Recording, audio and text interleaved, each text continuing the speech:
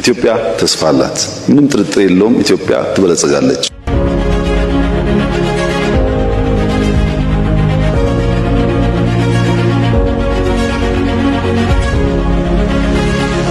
ተስፋን ነው የምንዘራው።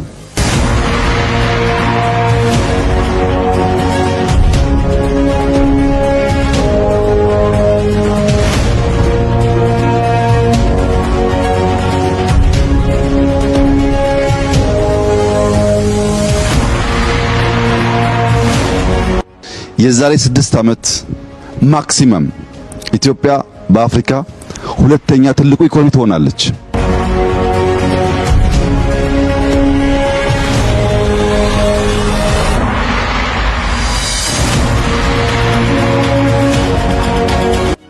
የዛሬ 10 ዓመት በአፍሪካ አንደኛ ኢኮኖሚ ትሆናለች። ምንም ጥርጥር የለውም ይሄን